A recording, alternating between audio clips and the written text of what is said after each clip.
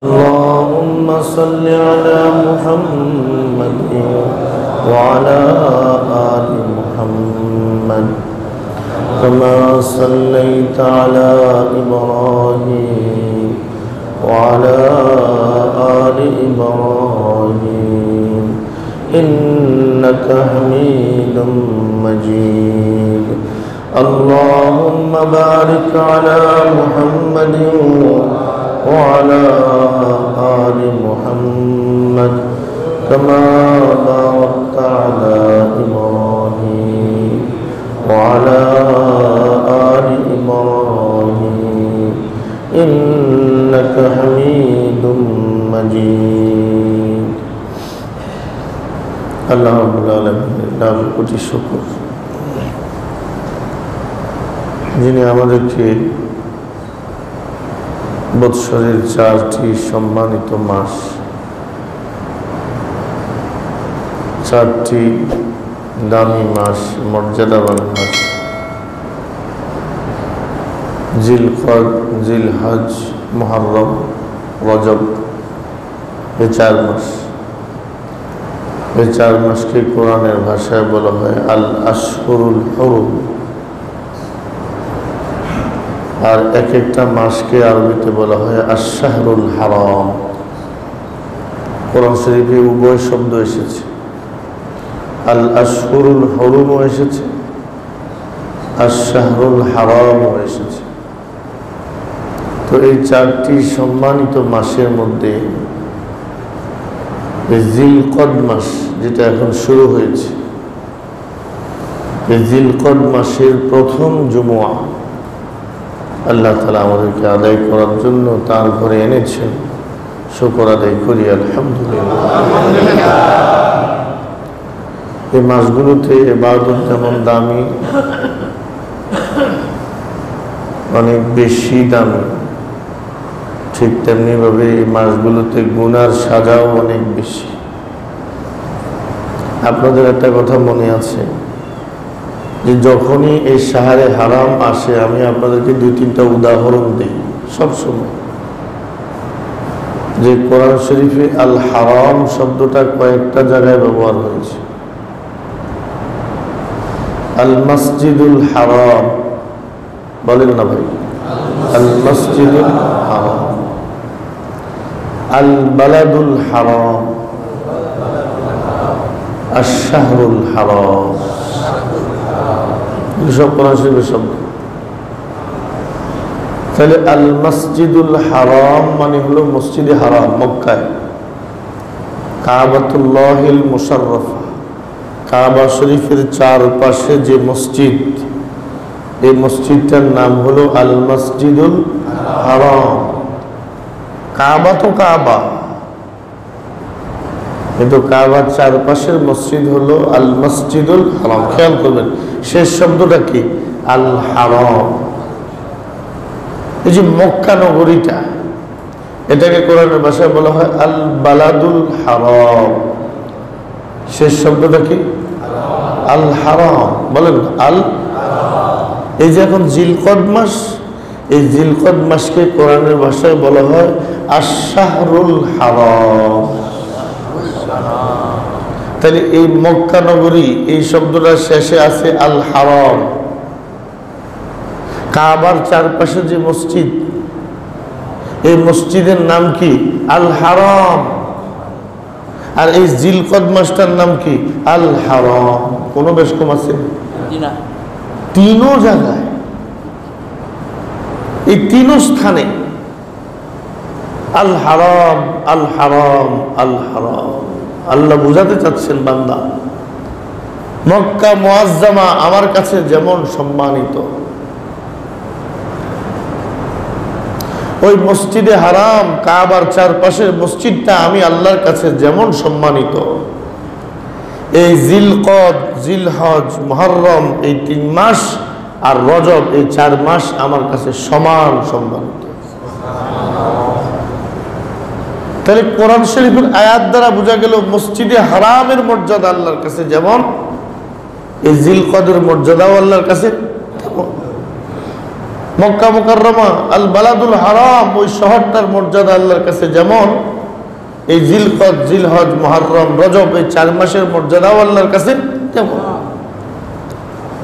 তাহলে এবার বলেন তো, মসজিদে হারামের ইবাদতের সওয়াব আমাদের এই মসজিদের ইবাদতের সওয়াবের সমান না বেশি?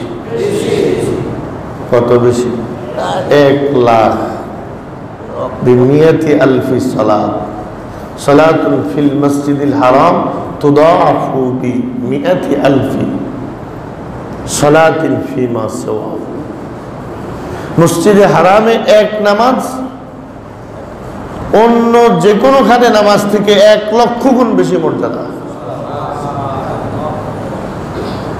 দেখেন, একটা কথা মনে রাখেন, 1,00,000 গুণ মর্যাদা মানে 1,00,000 নামাজ আপনি পড়েন নাই।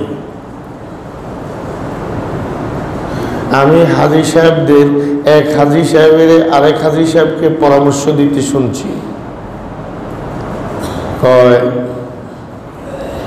জীবনে যা কাজা নামাজ আছে এগুলো ঠিক করার অনেক সময়। তো আরেকজন হাজী সাহেব জিজ্ঞাসা, কিভাবে? 1 রাকাতে 1,00,000। তার অর্থ হারাম শরীফের ভিতরে অতীতের একবারের ফজরের নামাজ যদি কাজা করতে পারি তাহলে 1,00,000 ফজরের নামাজের কাম তামাম। কারণ আমার পুরো জিন্দগিতে তো আমি 1,00,000 ফজরের নামাজ কাজা করিই নেই। তাহলে খালি 5 ওয়াক্ত নামাজের কাজা হারাম শরীফে করে লইলে কি 1,00,000 নামাজের কাজ হয়ে যাব? উল্টা বুঝছি। 1,00,000 গুণ বিনিময়ে পাওয়া আর ওই 1,00,000 সংখ্যায় পাওয়া এক কথা না। কথাটা কি বুঝছেননি ভাই? 1,00,000 গুণ বিনিময়ে পাওয়া আর ওই 1,00,000টা কাম হওয়া, দুটা এক কথা না। উদাহরণ দিলে বুঝবেন। যে ব্যক্তি তার মায়ের চেহারার দিকে, ওয়ালিদাইন পিতামাতার চেহারার দিকে অথবা মায়ের চেহারার দিকে মহাব্বতের নজরে তাকায়, নাজরা শাফকাতিন, মহাব্বতের নজরে তাকায়, ফালাহু হাজ্জুম মাবরুর, আল্লাহ তাকে একটা কবুল হজের সওয়াব দেন। কি হজের? আরে ভাই, তো সবাই বলেন না কি হজের? এখন আপনি আপনার আম্মার দিকে একবার এক নজরে তাকাইছেন আর হজ না করলে সারবেন কেন করবেন? তখন আপনি আমার বলবেন, হুজুর হজের সওয়াব পাওয়া আর হজ যে আমার উপর ফরজ হয়েছে এটা আদায় করা দুটো এক কথা না। দুটা কি না? তাহলে মসজিদে হারামে এক ওয়াক্ত নামাজে 1,00,000 গুণ বিনিময় আল্লাহ তাআলা দিবেন। এর অর্থ কি এক নামাজে 1,00,000 নামাজ হয়ে গেছে গা? এই উল্টা বুঝে সবসময়। উল্টাও বুঝে না, ভালোই বুঝে, সুবিধাটা বুঝে। মানুষ সবসময় কি সুবিধাটা বুঝে। তাহলে এই মাসের নাম কোরআনের ভাষায় আশ-শাহরুল হারাম। বলেন না কি নাম? ঠিক আল মসজিদুল হারাম যেমন, ঠিক আল বালাদুল হারাম যেমন, তেমনি ভাবে আশ-শাহরুল হারাম। তো এবার আল মসজিদুল হারামে ইবাদত করলে যদি 1,00,000 গুণ সওয়াব হয়, যদি এই হারামের ভিতরে নাফরমানি করে গুনাহ, ومن يرد فيه بإلحاد بظلم نذقه من عذاب أليم। আল্লাহ বলেন, আমার এই হারামের ভিতরে কেউ যদি নাফরমানি করে, কেউ যদি সীমা লঙ্ঘন করে, এই হারামের তো এত মর্যাদা, এহরাম বেঁধে যে হারামের সীমানার ভিতরে ঢুকছে, একটা পশম ছিঁড়া পর্যন্ত না যায়। নাকের থেকে একটা পশম টান দিয়ে লও কি না যায়? বলেন না, হারাম না যায়। মশা মশা আপনারা কামড়াইতেছে, কিন্তু এই হজরতকে মারার কোনো সুযোগ নেই, কারণ এটা মক্কার হজরত। এটা কি? এটা হারামের হজরত মশা, এটার মারণ যাইতো না। হালকা করে তাড়াইয়া দিতে হবে, যদি মারেন জরিমানা দিতে হবে। এটা পিঁপড়া মারা যাবে না, এটা মশা মারা যাবে না, এটা পশম ছিঁড়া যাবে না। যেই জায়গার এমন শান, এমন মর্যাদা, এই জায়গায় আল্লাহ বলেন আমান ইউরিদ ফীহি বিইলহাদিন বিযুলমিন নুযিকহু মিন আযাবিন আলীম, যে এখানে কোনো নাফরমানি করবে আমি সবচেয়ে যন্ত্রণাদায়ক আযাব তাকে দেব। তাহলে এবার আমাদের সামনে স্পষ্ট হলো, এই শাহরে হারামের ভিতরে যদি কোনো নাফরমানি হয়, ইচ্ছা করে যদি কেউ গাদ্দারি করে এই শাহরে হারামে নাফরমানি করে, আযাব কি অন্যান্য মাসের গুনার সমান না বেশি? এজন্য আল্লাহ তাআলা বলেন ইন্না ইদ্দাতাশ শুহুরি ইনদাল্লাহি 12 শাহরান ফি কিতাবিল্লাহ ইয়াওমা খালাকাস সামাওয়াতি ওয়াল আরদা মিনহা আরবাতুন হুরুম যালিকাদ দীনুল কাইয়্যিম ফালা তাযলিমু ফীহিন্না আনফুসাকুম। খবরদার মুসলমান, এই 4টি মাসকে আমি বড় সম্মানিত করেছি, খবরদার এই মাসগুলোতে নিজের উপর নিজে জুলুম করো না। খবরদার এই মাসগুলোতে গুনার দ্বারা নিজের উপর নিজে জুলুম করো না, কারণ তুমি এমন জুলুম নিজের উপর করবা, এই সাজা এত ভয়াবহ হবে তুমি কল্পনা করতে পারবে না। তাহলে এই মাসগুলো আল্লাহর কাছে অধিক সম্মানিত। এই অধিক সম্মানিত মাসে এই প্রথম জুমুয়া আল্লাহ তাআলা আমাদেরকে আদায় করার জন্য তার ঘরে আসার তৌফিক দিয়েছেন। আবারও শুকর আদায় করি আলহামদুলিল্লাহ। আমি আপনাদের সামনে একটি আয়াতে কারিমা তিলাওয়াত করেছি সূরা ফাতির থেকে। সূরা ইয়াসিনের আগের সূরা সূরা ফাতির। এই আয়াতটা বোঝার আগে একটা কথা বুঝেন, এই পৃথিবীতে মানুষ বিভিন্ন সময় বিভিন্ন ক্ষেত্রে বিভিন্ন প্রেক্ষাপটে ধোঁকা খায়, ধোঁকায় পড়ে। পড়ে না? কেন ধোঁকায় পড়ে বলেন তো? মানে মানুষ ধোঁকায় পড়ার আসল কারণটা কি? কি কারণে মানুষ ধোঁকায় পড়ে? ধোঁকায় পড়ার প্রধান এবং আসল কারণ হলো, যেই জিনিস, যেই ব্যক্তি, যেই জায়গার কারণে সে ধোঁকায় পড়ছে, ওই জিনিস, ওই ব্যক্তি, ওই জায়গাকে সে ভালোভাবে চিনে নাই। কথা বলেন না? সে ভালোভাবে যদি চিনতো তো ধোঁকায় পড়তো না, যদি দেখতো তো ধোঁকায় পড়তো না, যদি বুঝতো তো ধোঁকায় পড়তো না। আমার সাথে সাথে আল্লাহর রাস্তায় বলেন না, যদি চিনতো, যদি দেখতো, যদি বুঝতো ধোঁকায় পড়তো। এই যে বিভিন্ন জায়গায় মলম পার্টি, কি পার্টি, গাড়ির মধ্যে বসছে, একদম চেহারা সুরত সুন্দর, শরীরটাও দেওয়ান বাঘের মতো মোড়া খাড়া, চেহারা সুরত দেখে মনে করছে একেবারে নূরে না। আরে কি সুন্দর চেহারা, কি নূর। একজন আল্লাহওয়ালা তাহাজ্জুদ জীবনও কাজ নাই, একটু চেহারা সুরত কিছুটা কালো, আর কি একেবারে কালো, হুজুরের চেহারার মধ্যে নূর নেই।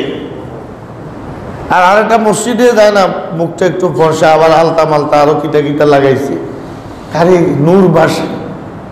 আরে বেটা নূর কারে তো এটাই তো চিনলি না। তারা চিনতে পারে না, না চিনতে পারে তার মিষ্টি মিষ্টি মিষ্টি মিষ্টি কথায় পড়া পরে কে কয়, 5 জন বলে ভাই একটা পান খান আমার থেকে, বা একটা বিস্কিট খান, একসাথে খাই, ব্যাস ওই মলম পাটির এই কাম এই বিস্কিটের ভিতরে বা এই চার ভিতরে খাইছে। এরপরে দুনিয়া এবং আমা আলাইহা সম্পর্কে আর কোনো খোঁজ খবর নেই। মসজিদের দান বক্স আসতেছে। আল্লাহ শাহরে হারামের মধ্যে আমাদের সকলকে আল্লাহর ঘরে দান করার তৌফিক দান। এখন এই লোকটা পাশের যে লোকটার মাধ্যমে এই লোকটা ধোকায় পড়া সর্বস্ব হারাইছে, অনেক সময় তো জীবনও চলে যায়। আরে কথা কর না, তাহলে এই যে লোকটার মাধ্যমে এই লোকটা ধোকায় পড়লো কি কারণে? চিনে নাই, বুঝে নাই, দেখে নাই। বলেন না, চিনে নাই, বুঝে নাই, দেখে নাই। চিনে নাই কি? এতে যে বাটপার মলম পাটির লোক চিনে নাই, আর ওই যে খাবারের ভিতরে এই যে 2 নম্বরের জিনিসটা মিশিয়ে রাখছে এটা সে দেখে নাই, আর তার এই চতুরতার কারণে তার ভিতরে যে 2 নম্বরই আছে এটা সে বুঝে নাই।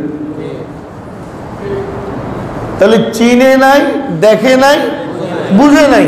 এই চিনা, দেখা, বুঝা এই 3টা জিনিস যদি পুরোপুরি হয় তাহলে ধোঁকা খাওয়ার আর কোনো প্রশ্ন নেই। তাহলে ধোঁকা থেকে বাঁচার জন্য কয়টা শর্ত? কি কি? চেনা, বুঝা, দেখা, অথবা চেনা, দেখা, বুঝা, এই 3টা জিনিস। এই 3 জিনিসের কোনো একটার অভাব হইলে ধোঁকায় পড়ে দেব। দুনিয়ার লাইনে বলতেছি, দুনিয়ার লাইনে। কিন্তু আমরা আল্লাহ তাআলাকে দেখছিনি, বলেন না, কিন্তু আল্লাহ তাআলাকে আমরা মানিনি। এখানে ধোঁকায় পড়ার কোনো চান্স আছে? আল্লাহ তাআলার সাথে বান্দার তাআল্লুকের হিসাব ভিন্ন। কিন্তু এই দুনিয়ার সিস্টেমে চেনা, দেখা, বুঝা এই 3টা জিনিস যদি পরিপূর্ণ পাওয়া যায় তাহলে এই লোকটা ধোঁকায় পড়ার সম্ভাবনা নাই। তাহলে এবার আসেন, আমি যে আয়াতটা পড়ছি এবার আয়াতটা বুঝেন তো এই কথাটা বুঝে আসবে। আল্লাহ বলেন, ইয়া আইয়ুহান নাস, হে মানুষ সকল, হে মানুষেরা, ইয়া আইয়ুহান নাস ইন্না ওয়াদাল্লাহি হক, নিশ্চয়ই আল্লাহ তাআলার ওয়াদা সত্য। বলেন না, নিশ্চয়ই আল্লাহ তাআলার ওয়াদা সত্য। প্রত্যেক দিন আযানের জবাবে একবার বলেন, ইন্নাকা লা তুখলিফুল মিয়াদ। বলেননি? ইন্নাকা লা তুখলিফুল মিয়াদ। মাওলা, তুমি কখনো প্রতিশ্রুতি ভঙ্গ করো না, তুমি কখনো ওয়াদা ভঙ্গ করো না, তোমার কথার কোনো নড়চড় কোনোদিন হয় না। ইন্না ওয়াদাল্লাহি হক। এবার আল্লাহ বলেন, ফালা তাগুররান্নাকুমুল হায়াতুদ দুনিয়া, ফালা তাগুররান্নাকুমুল হায়াতুদ দুনিয়া ওয়ালা ইয়াগুররান্নাকুম বিল্লাহিল গরুর। ওই বান্দারা, খবরদার, এই দুনিয়া এবং শয়তান, বলেন না, দুনিয়া এবং শয়তান, এই 2টা জিনিস যাতে তোমাদেরকে ধোঁকা না দিতে পারে, এই 2টা জিনিস যাতে তোমাদেরকে প্রতারিত করতে না পারে, এই 2টা জিনিস যাতে তোমাদেরকে ধোঁকায় ফেলতে না পারে। ফালা তাগুররান্নাকুমুল হায়াতুদ দুনিয়া, এই দুনিয়ার জিন্দেগি যাতে তোমাদেরকে ধোঁকায় না ফেলে। ওয়ালা ইয়াগুররান্নাকুম বিল্লাহিল গরুর। আর ধোঁকাবাজ শয়তান তোমাকে তোমার মালিকের ব্যাপারে যাতে ধোঁকা না দিতে পারে, তোমার মালিকের রহমতের ব্যাপারে যাতে তোমাকে ধোঁকা না দিতে পারে, তোমার মালিকের জান্নাতের ব্যাপারে যাতে তোমার ধোঁকা না দিতে পারে, তোমার মালিকের নিয়ামতের ব্যাপারে যাতে তোমাকে ধোঁকা না দিতে পারে।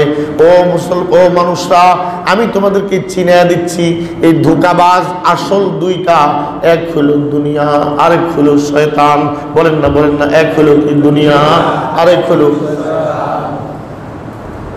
এবার আপনি বলেন, এই দুনিয়াতে যত মানুষ ধোঁকা খায় আর যত প্রতারক ধোঁকা দেয় সব দুনিয়ার জন্য। বলেন না, পয়সার জন্য ধোঁকা দেয় আরেকজন, ক্ষমতার জন্য ধোঁকা দেয় আরেকজন, কর্তৃত্ব নেতৃত্বের জন্য আরেকজন ধোঁকা দেয়। কোনো না কোনো দুনিয়ার স্বার্থের জন্যই একজন আরেকজনকে ধোঁকা দেয়।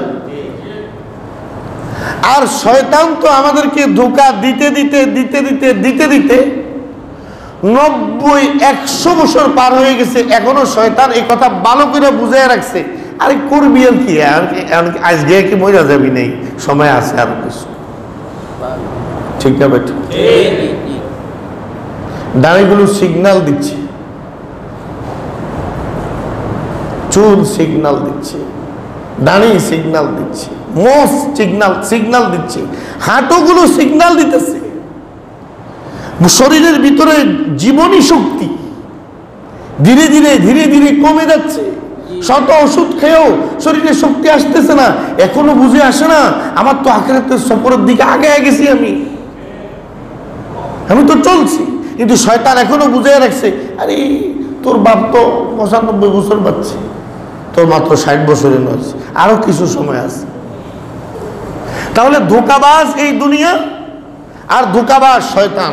বলেন না ধোঁকাবাজ এই দুনিয়া আর ধোঁকাবাজ আল্লাহ রাব্বুল আলামিন মাঝে মাঝে এই দুনিয়ার ধোঁকার কিছু স্বরূপ আমাদের সামনে উপস্থাপন করে, শয়তানের ধোঁকার কিছু স্বরূপ আমাদের সামনে উপস্থাপন করে।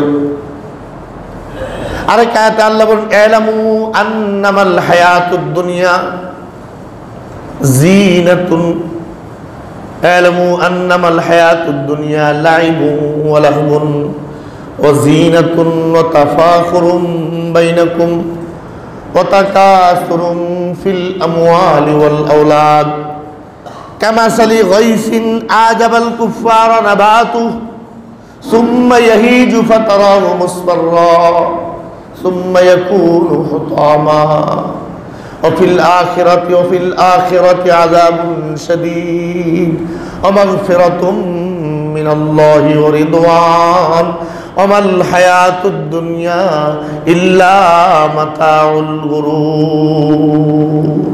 এই একটি আয়াতে আল্লাহ আমাদেরকে দুনিয়া চিনিয়ে দিয়েছে। ও দুনিয়ার মানুষরা শুনো, দুনিয়া কাকে বলে? ইলামু আন্নামাল হায়াতুদ দুনিয়া লাইবুন, খেল, লাহবুন, তামাশা, ও জিনাতুন, কিছু চাকচিক্য, ও তাফাখুরুম বাইনাকুম, পরস্পর কিছু গর্ব অহংকার বাড়াবাড়ি, ও তাকাসুরুন ফিল আমওয়ালি ওয়াল আওলাদ, কেউ সম্পদ লইয়া বড়াই করে, কেউ আওলাদ লইয়া, সন্তান লইয়া, খানদান লইয়া বড়াই করে। আল্লাহ বলেন শুনো, এই সব কিছু দৃষ্টান্ত হইল কামাসালে গাইসিন আজাবাল কুফার নাবাতু, একটু বৃষ্টি আসছে, সুন্দর ফসল, কৃষক খুশি, কথা বল না? সুন্দর ফসল, তাজা ফসল, কৃষক কি খুশি। কামাসালি গাইসিন আজাবাল কুফার নাবাতু সুম্মা ইয়াহিজু ফাতারাহু মুসফাররা, তারপরের উপর দিয়ে যা হওয়ার তা হয়েছে, হলুদ হয়ে গেছে। মনে করেন ফসল পেকেই গেছে, এরপর আপনি কাইটা উঠে এনেছেন, সুম্মা ইয়াকুনু হুতামা, তারপর বাকি অংশ যেটা থাকে এটা আগুনে যায়। এটা কই যায়? পুড়ায়। আমাকে দিকে এভাবে পড়ে না, নাড়া পুড়ায়। আল্লাহ বলেন এই তোমার দুনিয়ার হালাত। এই সন্তানের গর্ব, এই সম্পদের গর্ব, এই ক্ষমতার বড়াই, এই সব কিছু এই 2 দিন পরে সব আগুনে পড়বে।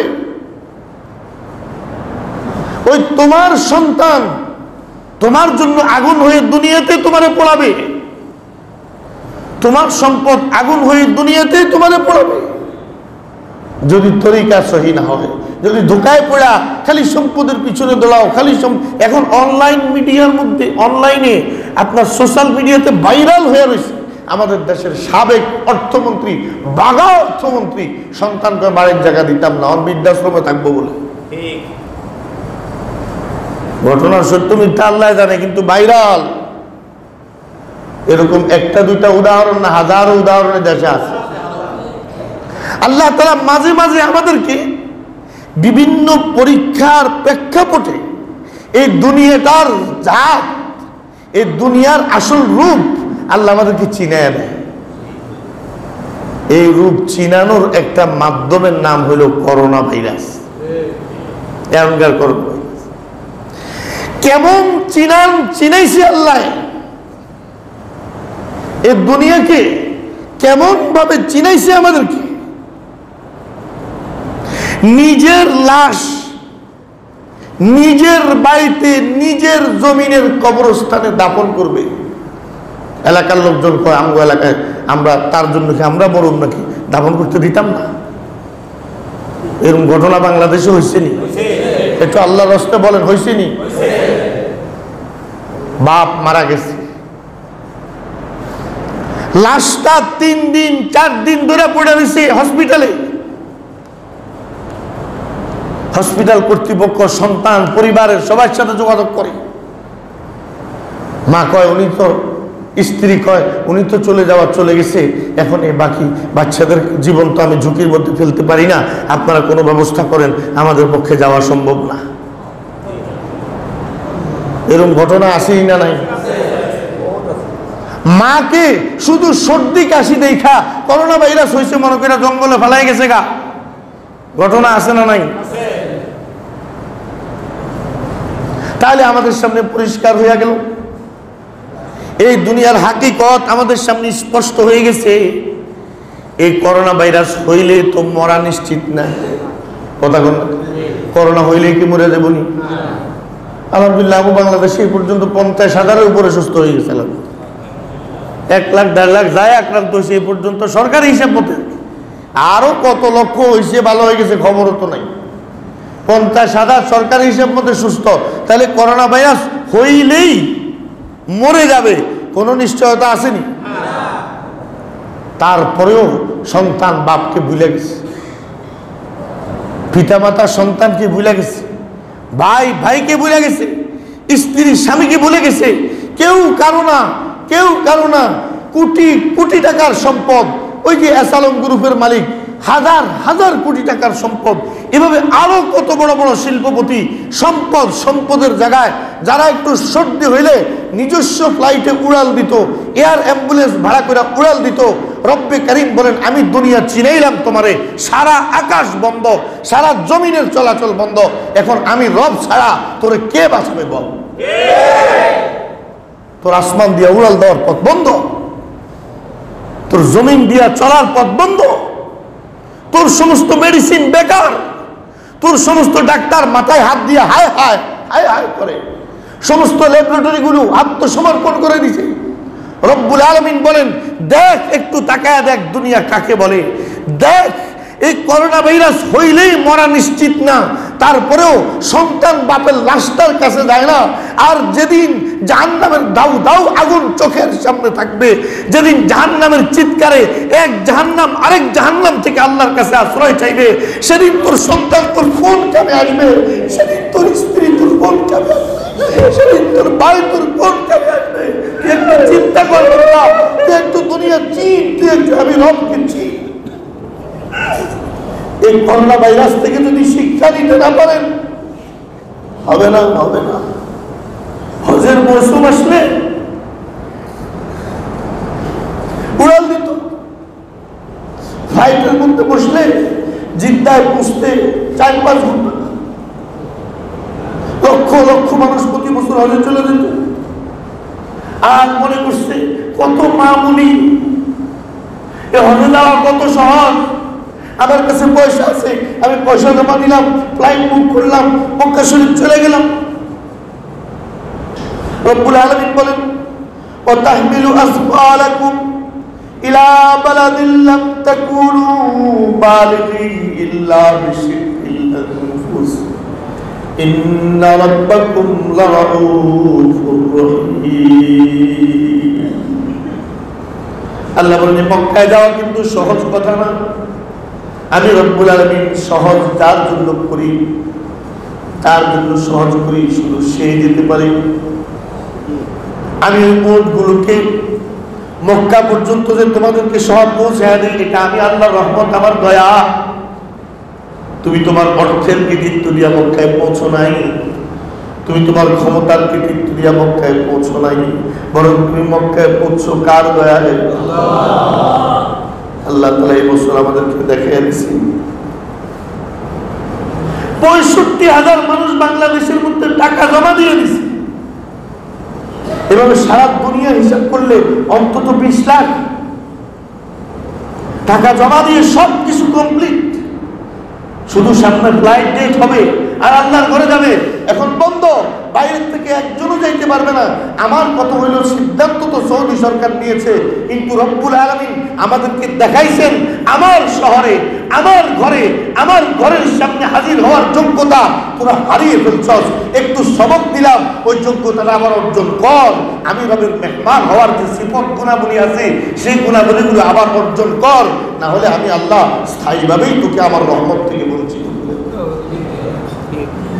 আগে বাইতুল্লাহর শাখা ছোট মসজিদগুলা বন্ধ হয়েছে, কথা বলেন না আল্লাহর রাসূল।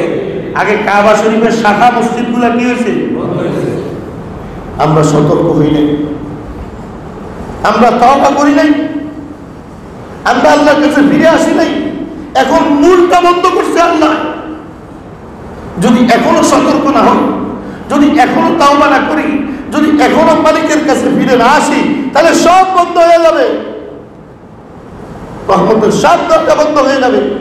আমার মালিকের ক্ষমতার এই শুধু শেষ কথাটা 30 সেকেন্ডে খেয়াল করেন।